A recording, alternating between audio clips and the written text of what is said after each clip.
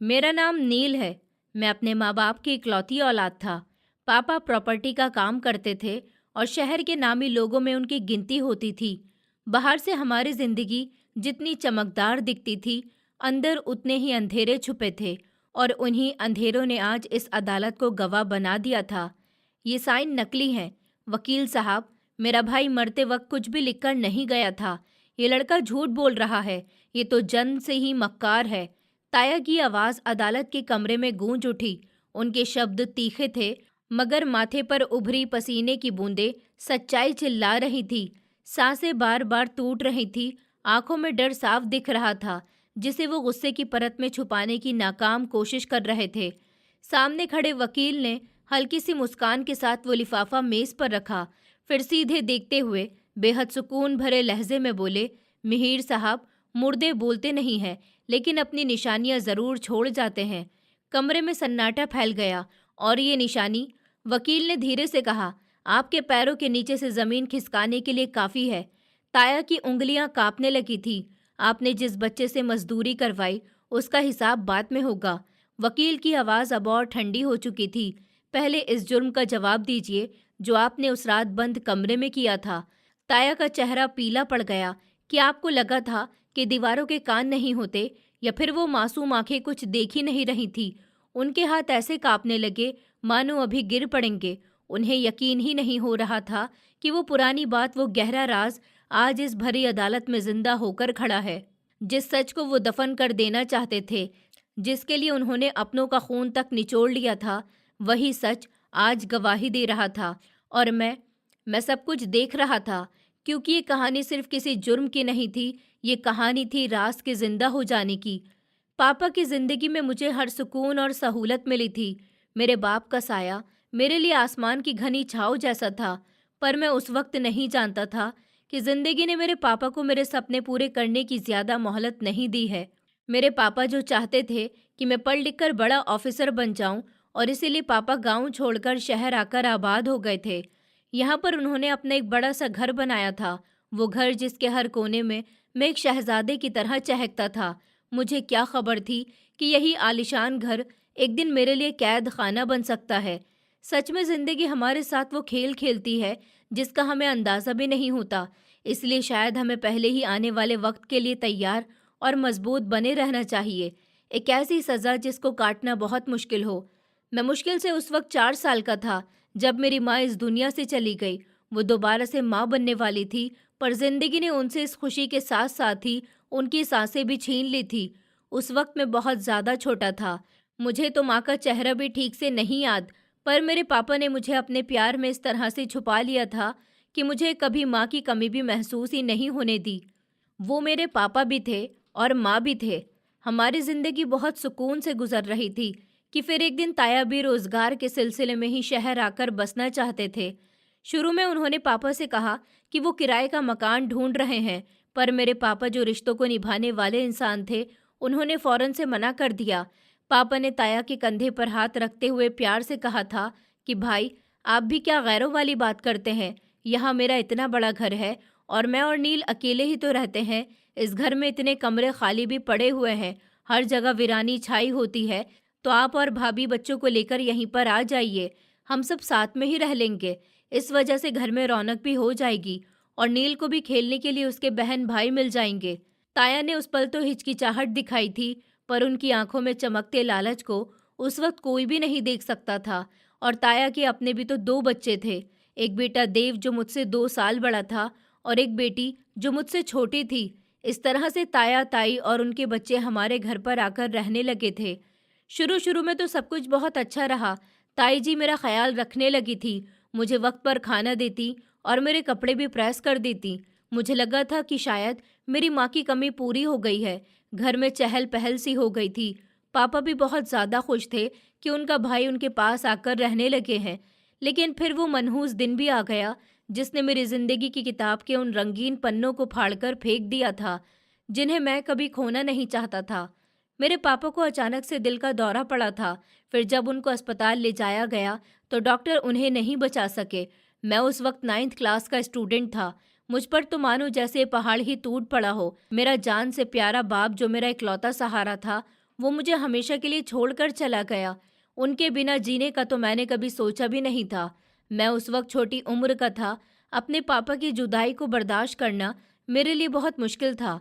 उनके अंतिम संस्कार वाले दिन ऐसा लग रहा था कि जैसे मानो मेरी पूरी दुनिया ही खत्म हो गई हो।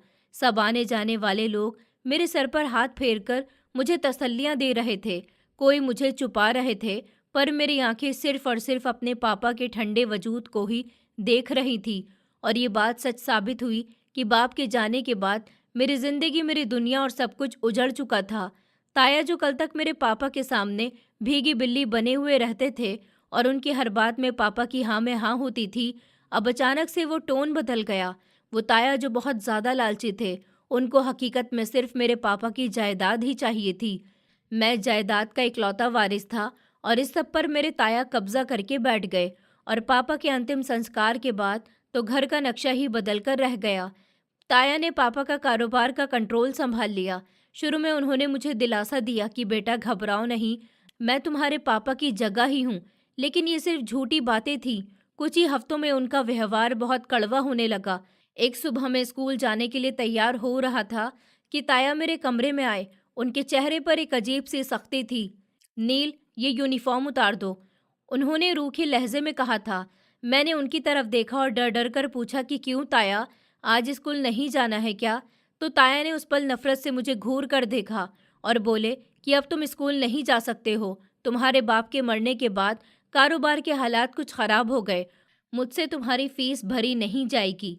घर का खर्चा भी चलाना मुश्किल हो रहा है। ऊपर से तुम्हारी पढ़ाई का बोझ मैं नहीं उठा सकता हूँ। मेरी आंखों में आंसू आ गए थे। पर ताया, पापा तो कहते थे कि हमारे पास बहुत पैसे हैं, फिर अचानक से सब खत्म कैसे हो गया? मैं पढ़ना चाहता हूँ, प्लीज़ मेरा स्कूल बंद मत करवाइए। मैं स्कूल नहीं छोड़ना चाहता। ताया ने आगे बढ़कर मुझे जोर से पकड़कर झंझोड़ दिया और गुस्से से बोले कि मुझसे जुबान लड़ाते हो। मैंने जितना कहा है बस उतना करो, समझ आई? आज से तुम्हारा स्कूल जाना बंद। मैंने कुणाल की चाय के होटल पर तुम्हारे लिए बात कर ली है। तुम कल से वहां पर काम पर जाओगे। मैं तुम्हें यहाँ मुफ्त की रोटी तोड़ने की इजाज़त बिल्कुल भी नहीं दे सकता। मैं उनके सामने रोता रहा, गिड़गिड़ाता रहा, लेकिन ताया का दिल बिल्कुल भी नहीं पिघला, बल्कि वो फौरन कमरे से निकल गए और मैं वहीं पर फर्श पर बैठकर अपने पापा को पुकारता रहा था। अगले ही दिन जहाँ पर मेरा कजिन देव स्कूल की वैन में बैठकर जा रहा था स्कूल पढ़ने, जहाँ पर मैं पढ़ता था, अब मैं पैदल शहर के एक धूल मिट्टी से भरे हुए चाय के होटल पर गया। मेरे पापा की जमा पूंजी ताया अंधाधुंध खर्च करने लगे और मुझे एक चाय के होटल पर काम करने के लिए लगा दिया। मैं वहां पर सारा दिन मालिक की डांट सुनता, आने जाने वाले ग्राहकों के सामने से झूठे बर्तन उठाता और उनको धोता। शाम को जब मैं थका हारा घर पर लौटता तो मेरा जिस्म टूट रहा होता था। एक रात मैं घर पर आया तो ताया बैठक में कुर्सी पर टांग रखकर बैठे हुए हुक्का पी रहे थे और मैंने डरते डरते अपने दिन भर की कमाई उनके हाथ पर रखी तो उन्होंने नोट छीन लिए और फिर नफरत से मेरी तरफ देखा। बस इतने से पैसे लेकर आए हो, और कहाँ हैं? उनकी आवाज़ में गरज थी। आज सिर्फ ये 150 रुपये तुमने कमाए हैं, क्या सारा दिन वहां पर मक्खियां मार रहे थे? मैंने कांपती हुई आवाज़ में जवाब दिया कि नहीं ताया जी, आज ग्राहक बहुत कम आए थे और मालिक ने भी पैसे काट लिए क्योंकि मुझसे आज एक ग्लास टूट गया था। ये सुनकर ताया ने गुस्से में मुझ पर हाथ उठा लिया और मेरे मुंह पर एक जोरदार थप्पड़ मारा। मनहूस कहीं के, तुमसे ढंग से एक काम भी नहीं किया जाता और ऊपर से नुकसान कर कर आया है। मुफ्त की रोटी तोड़ना चाहता है क्या? मगर यहाँ पर ऐसा नहीं चलेगा। जा यहाँ से, दफा हो जा मेरी नज़रों से। मैं रोता हुआ किचन की तरफ गया जहाँ पर ताई बर्तन धो रही थी। मुझे बहुत तेज भूख लगी हुई थी क्योंकि दोपहर में भी मुझे होटल पर सिर्फ एक रोटी ही खाने को मिली थी। ताई, खाना दे दीजिए, बहुत भूख लगी है। मैंने मिन्नत की तो ताई ने मुड़कर मुझे देखा। उनकी आंखों में नफरत साफ दिखाई दे रही थी।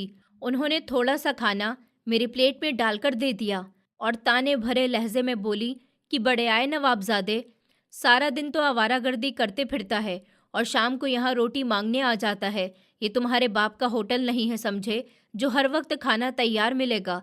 जल्दी से खाओ और सारे बर्तन धो। कल सुबह को देव ने स्कूल भी जाना है, उसकी यूनिफॉर्म भी तुम ही प्रेस करोगे। ये कहकर वो चली गई और मैं चुपचाप वो रोटी लेकर बैठक में एक कोने में बैठ गया था। एक निवाला भी मेरे हलक से नहीं उतर पा रहा था। सामने ताया का बेटा देव अपने कमरे में बैठा हुआ मज़े से टीवी देख रहा था।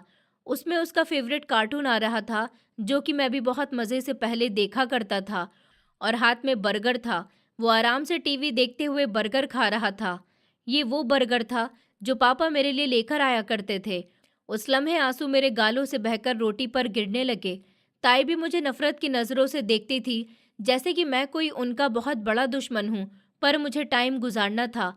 महीने बाद मालिक सैलरी देते, वो भी लाकर मैं ताया को दे देता, और ज़रा सी भी कमी या गलती होती तो ताया मुझे मारना पीटना शुरू कर देते थे, और ताई बातें सुनाना शुरू कर देती।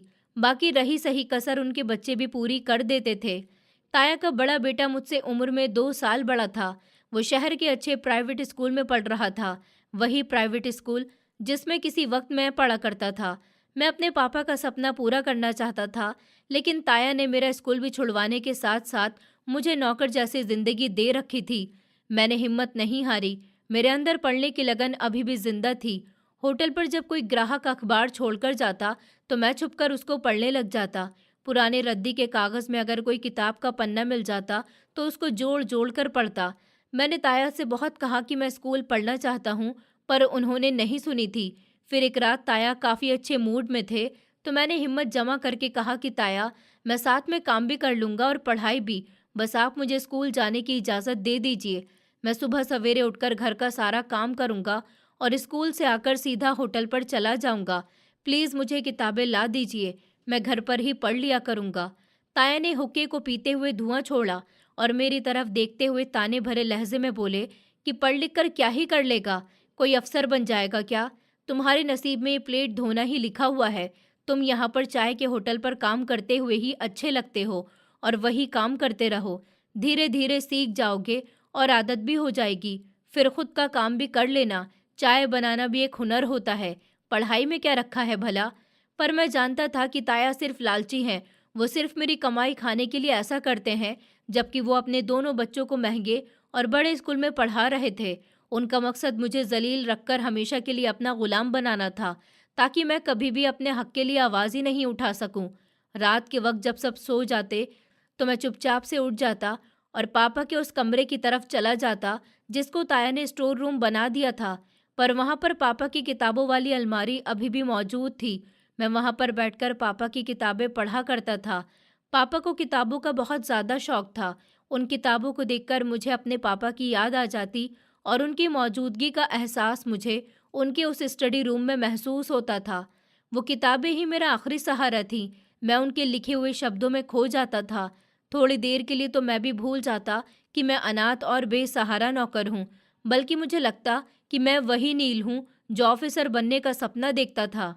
जिंदगी इसी तरह से जुल्म की चक्की में पिस रही थी कि एक दिन ताया के बेटे देव ने ऐसी ख्वाहिश कर दी जिसने मेरी रही सही जगह को भी खतरे में डाल दिया था। देव अब बड़ा हो रहा था और उसको अपनी आज़ादी चाहिए थी। उसकी इस ख्वाहिश ने घर में एक नए तूफान की बुनियाद रख दी थी। एक ऐसा तूफान जो कि मुझे मेरी मर्जी की एक निशानी से भी, एक आखिरी निशानी को भी छीनने वाला था। कहने लगा कि पापा, मुझे अपने दोस्तों को घर बुलाते हुए शर्म आती है। देव ने खाने की मेज के पास कुर्सी पर बैठे टांग पर टांग रखते हुए कहा था, और मुंह बनाकर सामने पड़े हुए प्लेट को दूर सरका दिया। उसके लहजे में अजीब सी वीरानी थी जो अक्सर उसकी बातों में झलकती थी। ताया ने निवाला मुंह में डालते डालते हाथ रोक लिया और बड़े प्यार से अपने बेटे की तरफ देखा। उनकी आंखों में देव के लिए वो प्यार था जिसके लिए मैं तरसता रह गया था। क्यों मेरे शेर बेटे, क्या हुआ है? क्या किसी ने कुछ कहा है तुम्हें? ताया ने फिक्रमंदी से पूछा तो देव ने तिरछी नजरों से मेरी तरफ देखा, जो कोने में खड़ा हुआ उनके हुक्म का इंतजार कर रहा था कि कब वो लोग पानी मांगे या कब रोटी और लाने का हुक्म दे तो मैं फौरन से ही लेकर आ जाऊं। तभी वो बोला, किसी ने क्या कहना है पापा, बस हमारा घर ही ऐसा है।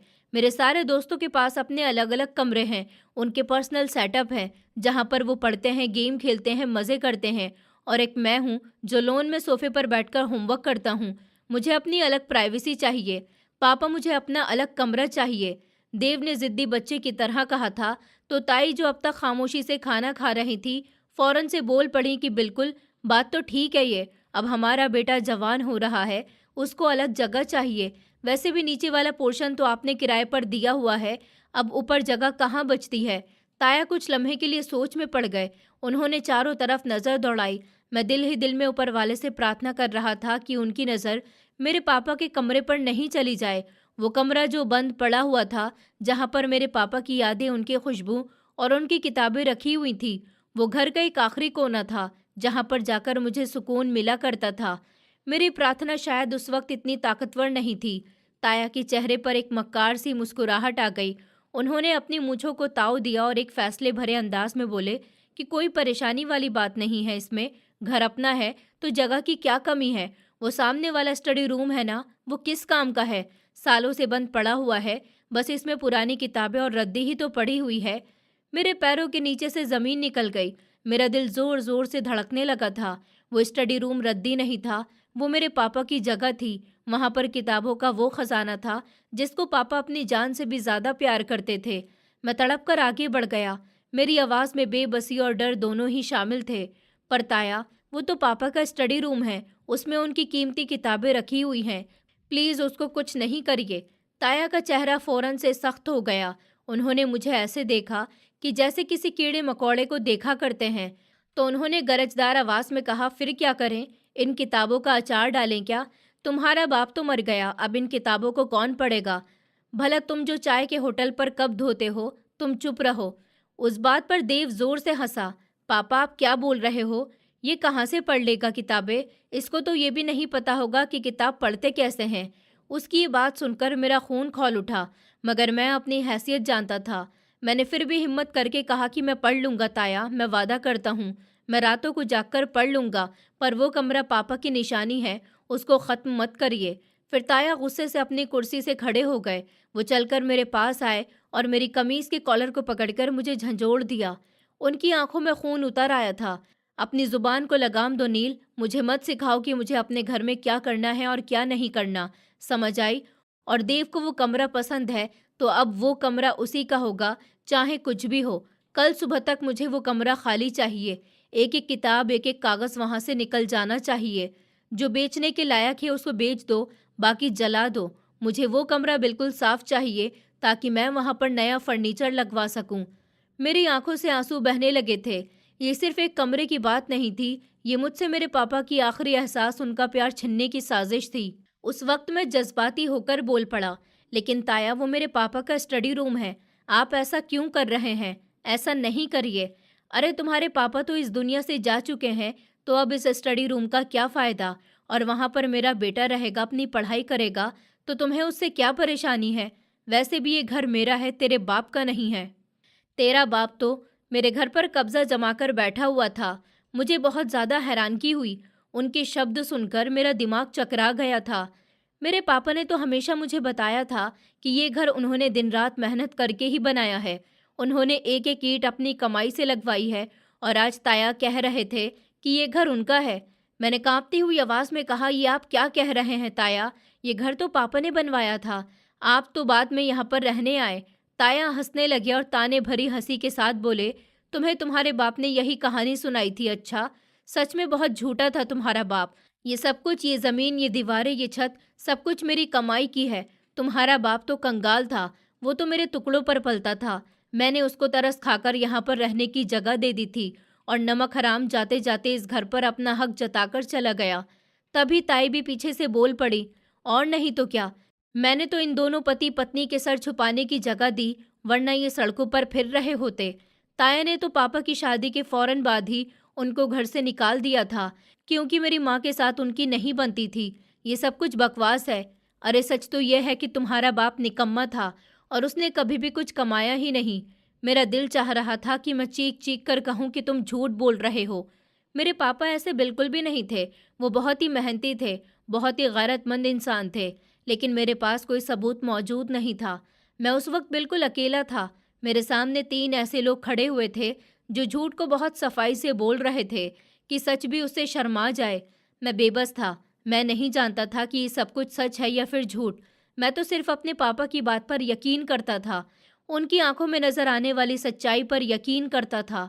और आज वो आंखें मिट्टी में मिल चुकी थी। मैं जिंदा होकर भी शायद मर चुका था। ताया ने आखिरी फैसला सुनाते हुए कहा कि मुझे और बहस नहीं चाहिए। अभी यहाँ से जाओ और कमरा खाली करना शुरू करो।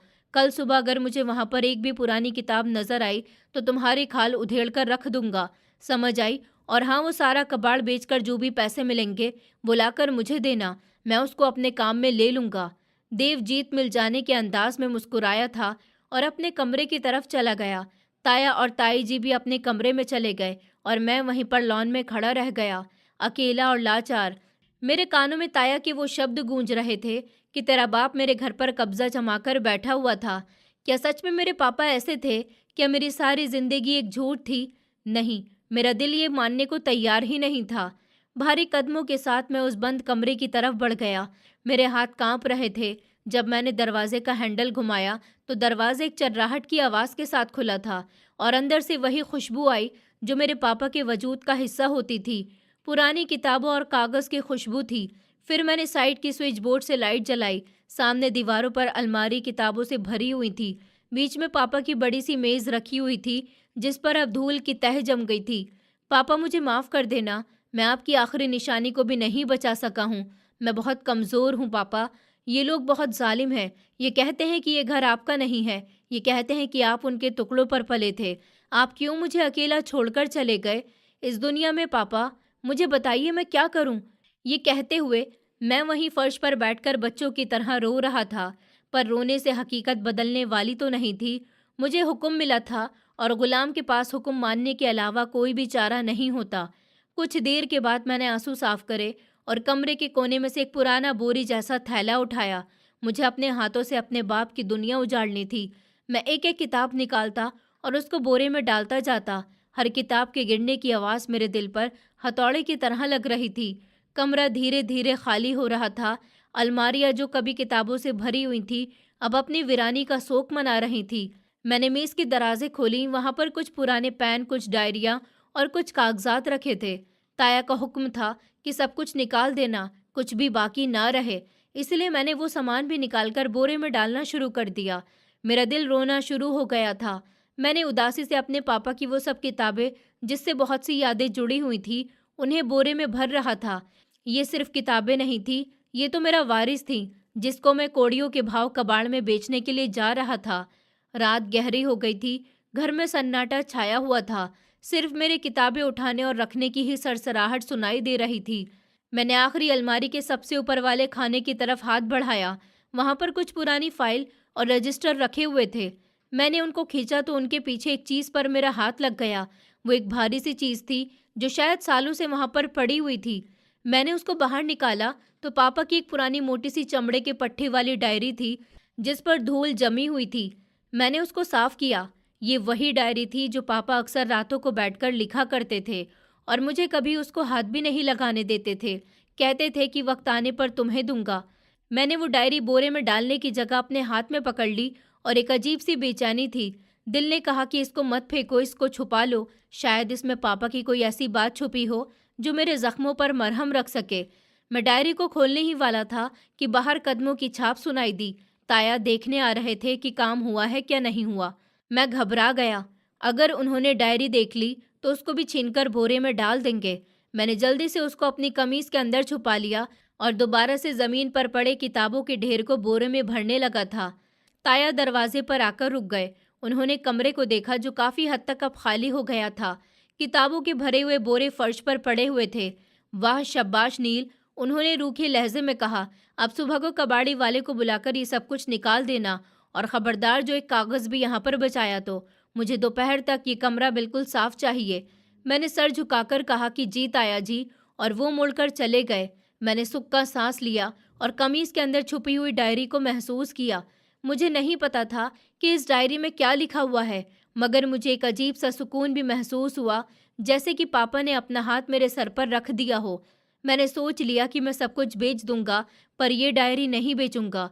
ये मेरे और पापा के बीच एक राज होगा। मैं नहीं जानता था कि ये मामूली सी दिखने वाली डायरी मेरी जिंदगी में क्या तूफान लेकर आने वाली है और कैसे ये ताया के सब झूठ का पर्दा चाक करने वाली है जो उन्होंने आज मेरे सामने बोले थे। पर अभी के लिए ये मेरा राज थी, मेरी आखिरी उम्मीद थी। अगली सुबह ताया आकर मेरे सर पर सवार हो गए। उनका लहजा बहुत सख्त था और वो चाहते थे कि नाश्ते से पहले पापा का कमरा बिल्कुल खाली हो जाए। मैं अपनी नींद और थकावट को भूलकर वो भारी बोरी घसीट रहा था। ताया दरवाजे में खड़े हुए लगातार मुझे ऑर्डर दे रहे थे। उनकी नज़रें हर चीज़ पर गौर से जमी हुई थी, जैसे उनको डर हो कि मैं कुछ छुपा नहीं लूं। अरे जल्दी जल्दी हाथ चलाओ, हाथ में जान नहीं है क्या? वैसे भी आज मिस्त्री को आना है और तुम अभी तक किताबें ही उठा रहे हो। ताया ने घड़ी को देखते हुए गुस्से से कहा था। मैंने एक बार आह भरी और पापा की किताबों का आखिरी ढेर उठाने के लिए झुका। मेरा दिल बहुत ज़्यादा उदास हो रहा था, क्योंकि आज मैं अपने हाथों से अपने ही पापा की यादों को इस घर से बाहर निकाल रहा था। मैंने किताबों का वह भारी ढेर उठा लिया और अभी बस उठाया ही था कि अचानक से मेरा पाँव फिसल गया। मेरे हाथ से सब किताबें छूट गई और वो सब एक जोरदार धमाके के साथ फर्श पर बिखर गए। उन्हीं बिखरी हुई किताबों के बीच पापा की वो मोटी सी डायरी भी थी, जो मैंने रात छुपाने की कोशिश करी थी, लेकिन ताया की मौजूदगी की वजह से उसको बोरे में नहीं डाल सका और ना ही कहीं छुपा सका। वो फालतू किताबों के बीच में ही दबकर रह गई। डायरी जमीन पर गिरी हुई थी और खुली हुई पड़ी थी। उस लम्हे कुछ ऐसा हुआ जिसने कमरे के माहौल को भारी कर दिया। डायरी के पन्नों के बीच से एक मुड़ा हुआ पुराना सा स्टाम्प पेपर निकलकर फर्श पर गिर गया। ताया, जो मुझे डांटने के लिए आगे बढ़ रहे थे, अचानक से रुक गए। उनकी नज़र उस स्टाम्प पेपर पर जम गई। मैंने देखा कि उनके चेहरे का रंग ऐसे उड़ गया जैसे किसी ने उनके जिस्म से सारा खून ही निचोड़ लिया हो। उनकी आंखें फटी की फटी रह गईं। वो हैरान रह गए। मैंने झुककर वो स्टाम्प पेपर उठा लिया। मेरी नज़र उसके ऊपर लिखी लाइन पर पड़ी। अब इतना तो मैं पढ़ना लिखना जानता ही था कि कानूनी जुबान समझ सकूं। मेरे दिल की धड़कनें तेज हो गईं। ये क्या है? मेरे मुंह से एकदम से निकला। इस स्टाम्प पेपर के मुताबिक इस घर और पापा की सब दुकान और जायदाद का इकलौता वारिस मैं था। पापा ने अपनी जिंदगी में ही ये सब कुछ मेरे नाम करवा दिया था। ये स्टाम्प पेपर अब उस चीज़ का सबूत था कि ताया का इस घर पर कोई भी कानूनी हक नहीं था। अभी मैं वो कागज़ पढ़ ही रहा था कि ताया चीते की तरह मुझ पर झपट गए। उन्होंने झटके से वो स्टाम्प पेपर मेरे हाथ से छीन लिया। उनके हाथ पैर कांप रहे थे और माथे पर पसीना चमक रहा था। ला इधर, ये ताया ने हाँफते हुए कहा। तुम बच्चे हो, ये बड़ों के मामले में टांग मत अड़ाओ। मैंने हैरत और सदमे की हालत में उनकी तरफ देखा और कांपती हुई आवाज़ में पूछा, पर ताया, इस पर तो लिखा हुआ है कि ये घर मेरे नाम है। पापा ने ये घर मुझे तोहफे में दिया था, तो आप क्यों कह रहे थे कि ये घर आपका है? इस बात से ताया के चेहरे पर डर की जगह गुस्से और इनकार ने ले ली थी। वो चीख कर बोले कि ये सब झूठ है, बकवास है, ये कागज़ गलत है। तुम्हारा बाप मरते वक्त उसका दिमाग खराब हो गया था। ये कागज़ नकली है। ये सारी जायदाद मेरी थी, जो कि मेरी कमाई की बनी थी। मैंने तो उसको छोटे भाई की वजह से यहाँ रहने दिया, ताकि तुम एहसान समझो कि मैंने बड़े होने का फ़र्ज़ निभाया। मैं उनको देखता रह गया। मुझे कुछ समझ ही नहीं आया कि ताया बौखला क्यों गए। वो मुझे सफाई क्यों दे रहे हैं? मैंने तो कुछ भी नहीं कहा था। अगर वो सच्चे थे तो उनके हाथ क्यों काँप रहे थे? लेकिन ताया, ये सरकारी स्टाम्प पेपर है। मैंने उनको दलील देने की कोशिश करी, पर ताया ने दहाड़ते हुए कहा कि मुझे कानून मत सिखाओ। ये कागज़ पुराने और अब बेकार हो गए। तुम्हारे बाप ने कारोबार में इतना कर्जा लिया हुआ था कि ये सब कुछ अब बिक चुका है।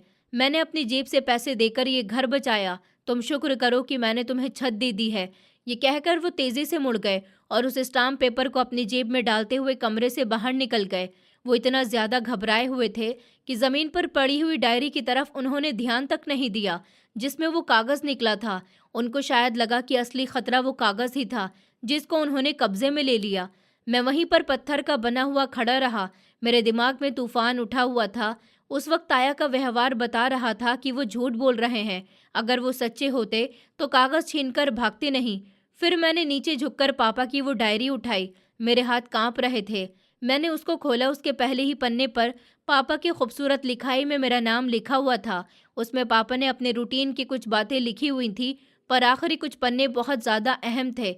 वहाँ पर लिखा हुआ था, मेरे बेटे नील, अगर तुम ये डायरी पढ़ रहे हो तो शायद मैं अब दुनिया में नहीं हूँ।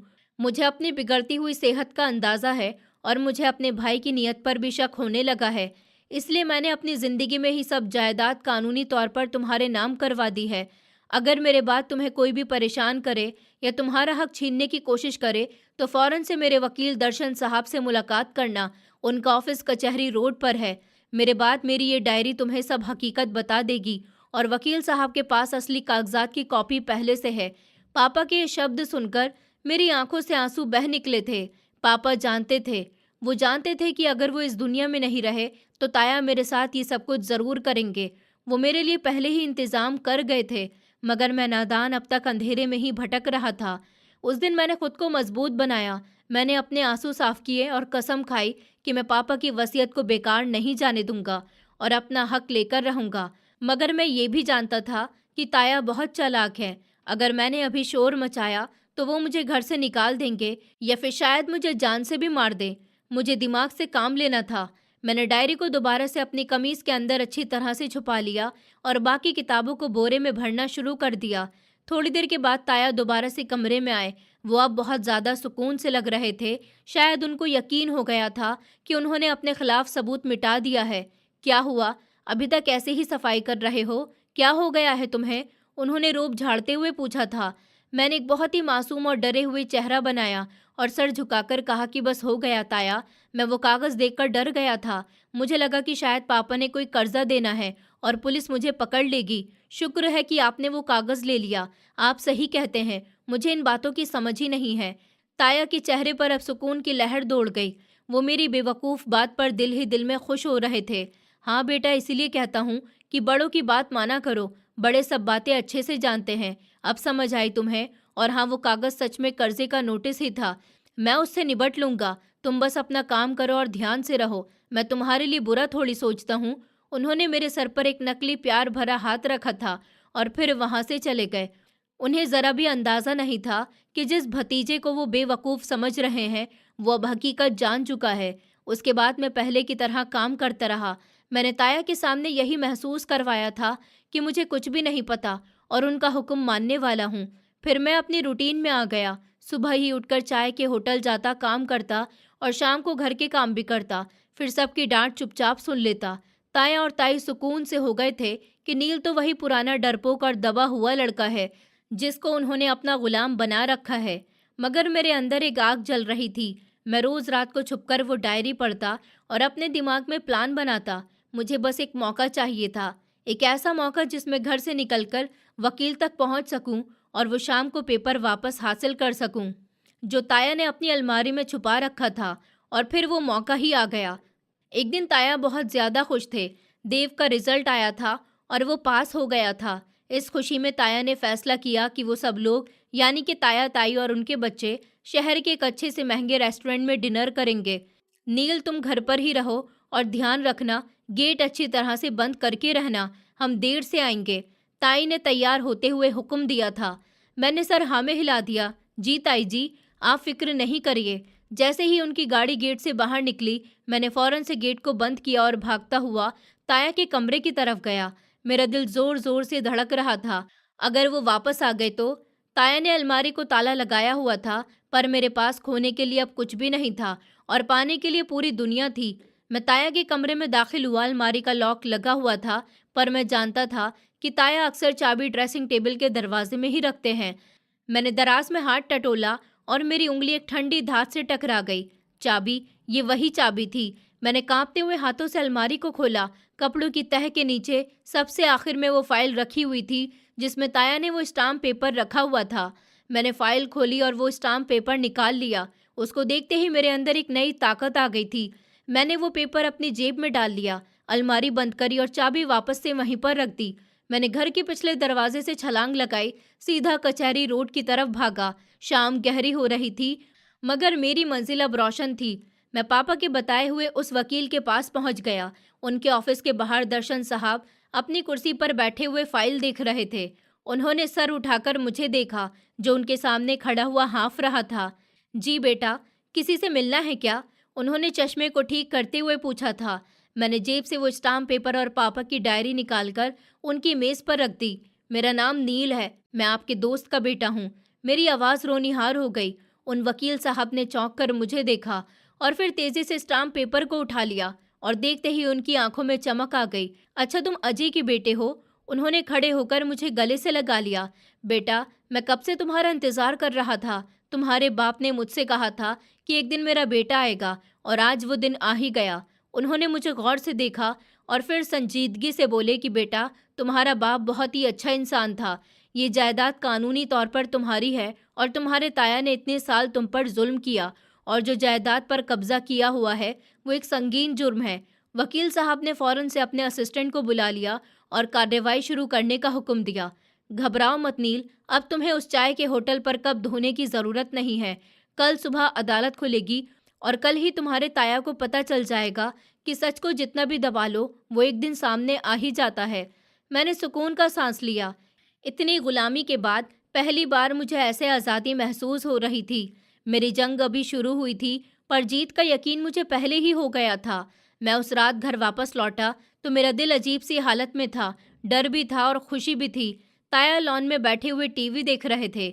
मुझे देखते ही उन्होंने कड़ी नज़रों से घूरा। कहाँ पर गायब हो गए थे इतनी देर से? और वो कमरा पूरा खाली हुआ या नहीं? उनकी आवाज़ में वही रौब था। मैंने सर झुकाकर अपनी खुशी को छुपाते हुए कहा कि जीत आया, सब कुछ साफ कर दिया है। तो वो मुस्कुराए। शाबाश, अब दफा हो जाओ यहाँ से। फिर मैं अपने खराब हाल और मच्छरों से भरे कमरे में आ गया।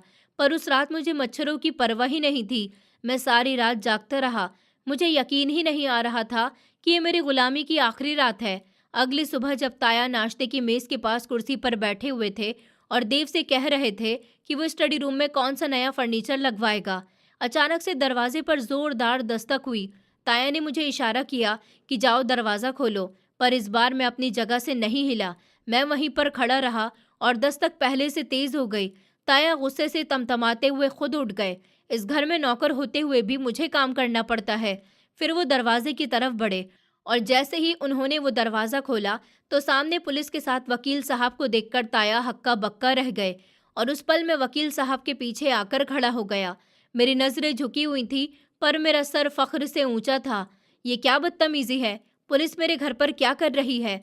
आप लोग जानते नहीं हैं कि मैं कौन हूँ? ताया ने उस वक्त रोब झाड़ते हुए कहा। उनकी आवाज़ में वो दम अब नहीं था जो कल रात तक था। उनका चेहरा लाल पड़ गया। पुलिस इंस्पेक्टर ने आगे बढ़कर एक कागज़ उनके सामने लहराया। हम अच्छी तरह से जानते हैं कि आप कौन हैं। आप मिहिर साहब हैं, जिन्होंने अपने अनाथ भतीजे की जायदाद के ऊपर नाजायज़ तौर पर कब्जा किया हुआ है। इस बात पर ताया ने हकलाते हुए कहा कि ये क्या बकवास है, ये तो मेरा घर है। तभी वकील दर्शन साहब ने आगे बढ़कर कानूनी नोटिस उनके सामने किया। हाँ, ये घर आपका नहीं है और ना ही आप इसके मालिक हैं। पुलिस आपको एक अनाथ बच्चे की जायदाद पर नाजायज़ कब्जा करने और एक नाबालिग बच्चे से ज़बरदस्ती मेहनत का काम करवाने के जुर्म में गिरफ्तार करने आई है। आपकी हकीकत खुल चुकी है। तभी ताया ने गुस्से से मेरी तरफ देखा था। उनकी आंखों में बहुत गुस्सा और हैरत थी। उनको यकीन नहीं आ रहा था कि जो लड़का कल तक उनके जूते पॉलिश करता था, आज उनके सामने उनकी बर्बादी बनके खड़ा हुआ है। अच्छा, तो ये सब तूने किया? मैंने अपनी आस्तीन में सांप पाला हुआ था। तूने मेरे खिलाफ साजिश की है ना? मैं तुझे जिंदा नहीं छोड़ूंगा। वो मेरी तरफ आने लगे, पर पुलिस कांस्टेबल ने उनको दबोच लिया। मैंने पहली बार उनकी आंखों में आंखें डालकर कहा कि मैंने कोई साजिश नहीं की है ताया। मैंने सिर्फ वो किया जो मेरे पापा मुझे सिखाकर गए थे, यानी कि अपना हक मांगना। आपने तो कहा था कि ये घर आपका है, पर ये स्टाम्प पेपर कहता है कि आप झूठे हैं। आपने मेरे पापा के प्यार का सिला मुझे बेइज्जत करके दिया। ताई और देव भी उस वक्त तक बाहर निकल आए थे और ये मंजर देखकर पत्थर का बुत बनकर खड़े हो गए। पुलिस ने ताया को हथकड़ी लगाई और गाड़ी में बैठा लिया। मोहल्ले वाले तमाशा देख रहे थे, वही मोहल्ले वाले जिनके सामने ताया खुद को बहुत बड़ा और रईस दिखाते थे। मामला अदालत में चला गया। 2 हफ्ते मेरी जिंदगी के सबसे मुश्किल पर उम्मीद के दिन थे। अदालत का कमरा बहुत ज़्यादा भरा हुआ था। ताया कटघरे में खड़े हुए थे और अब भी वो अपनी अकड़ बनाए रखने की कोशिश कर रहे थे। हालांकि अंदर से वो टूट चुके थे। उनके वकील ने एड़ी चोटी का जोर लगाया कि किसी तरह से मुझे झूठा साबित कर सके, पर जब दर्शन साहब ने वो असली स्टाम्प पेपर जज साहब के सामने पेश करे तो ताया एकदम चीख पड़े कि ये सब झूठ है, ऐसा कुछ नहीं है, ये नकली कागजात हैं। ये सारी जायदाद मेरी थी, जो कि मेरी कमाई की बनी थी। मैंने बस उसको छोटे भाई के तौर पर ये सब कुछ सौंप ज़रूर दिया था, पर वो मेरी जायदाद थी। ये लड़का झूठा मक्कार है जिसने ये कागज़ कहीं से बनवाया है। जज साहब, ये लड़का नमक हराम है। जज साहब ने चश्मे के ऊपर से उनको घूर कर देखा और स्टैम्प पेपर की जांच पड़ताल करी। मेहर साहब, ये स्टाम्प पेपर रजिस्टर्ड है और इस पर लिखी हुई तारीख आपके शहर आने से पहले की है। सरकारी रिकॉर्ड में इसकी एंट्री मौजूद है। आपके पास अपने हक में क्या सबूत है, ये बताएं। तो ताया के पास सिवाय जुबान से करने वाले वादों के अलावा कुछ भी नहीं था। वो बौखला गए। उनके माथे पर पसीना बह रहा था। वो कभी जज की तरफ तो कभी मेरी तरफ देखने लगे। फिर वकील साहब ने वो डायरी निकाली और अदालत में सन्नाटा छा गया। वकील साहब ने तेज आवाज में पापा की लिखी हुई बातें पढ़ना शुरू करी। मेरा भाई मिहिर बदल रहे हैं और मुझे डर है कि मेरे बाद मेरे बेटे नील का क्या होगा, इसलिए मैंने आज ही सब कुछ नील के नाम कर दिया। अगर मैं नहीं रहूं तो ये डायरी गवाह होगी। उसका हर शब्द अदालत में गूंज रहा था और ताया का सर झुकता जा रहा था। उसके बाद वकील साहब ने अदालत में मेरे हाथों के छालों को दिखाया। उन्होंने उस चाय के होटल के मालिक कुणाल को बुलाया और होटल के मालिक ने कसम खाकर कहा कि जी साहब, ये बच्चा मेरे पास 5 साल से काम कर रहा है। मिहिर साहब ने खुद इसको मेरे पास नौकरी पर लगाया था और वो हर महीने आते थे, उसकी सारी सैलरी ले जाते थे। ये बच्चा तो कभी 1 रुपया घर नहीं लेकर गया। कई बार तो मिहिर साहब ने उसको मेरे सामने थप्पड़ भी मारे थे कि पैसे कम क्यों हैं। ये सुनकर अदालत में मौजूद लोगों की आंखों में भी नमी आ गई। जज साहब का चेहरा गुस्से से लाल हो गया। ताया का झूठ शीशे की तरह सबके सामने साफ हो गया था। ताया ने आखिरी कोशिश करते हुए मगरमच्छ के आंसू बहाना शुरू कर दिए। मैं तो उसकी परवरिश कर रहा था। मैंने उसको पाला, ये सोचा कि इसको कुछ काम सिखा दूं ताकि अपने पैरों पर खड़ा हो सके। ये अनाथ था। मैंने इसको छत दी। इस बात पर जज साहब ने गुस्से से उनको बोलने से रोका और कहा कि एक अनाथ बच्चे को स्कूल से हटाकर चाय के होटल पर बर्तन धुलवाने को आप परवरिश कहते हैं?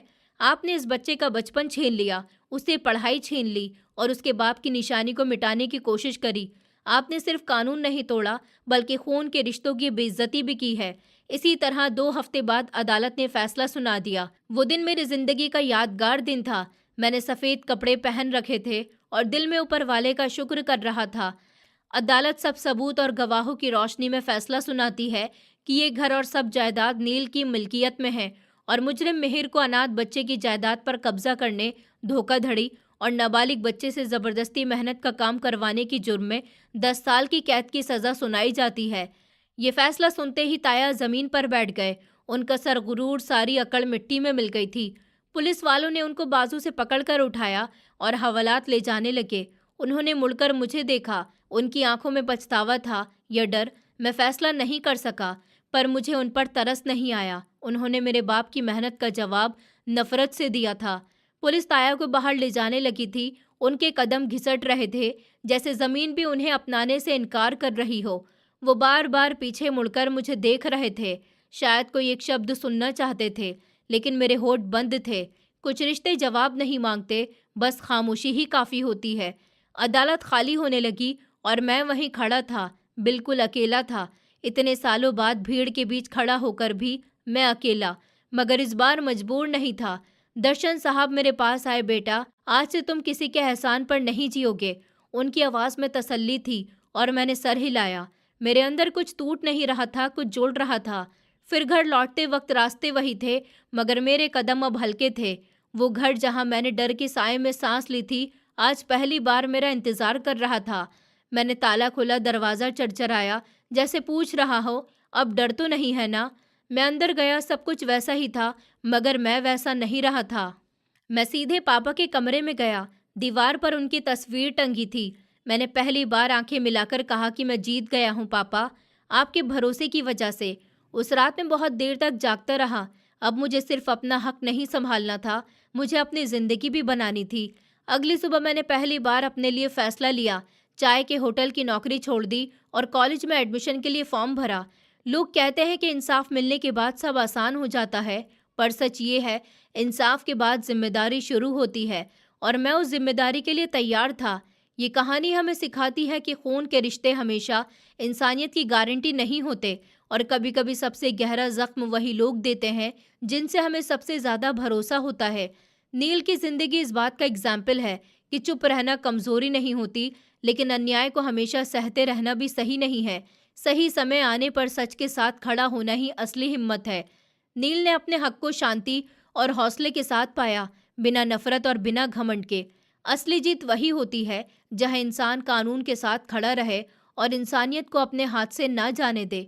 और ये कहानी हमें याद दिलाती है कि हालात चाहे कितने ही मुश्किल क्यों ना हो, अगर इंसान अपनी सच्चाई और सब्र को जिंदा रखे तो वो ज़रूर एक दिन अपने पैरों पर खड़ा होता है।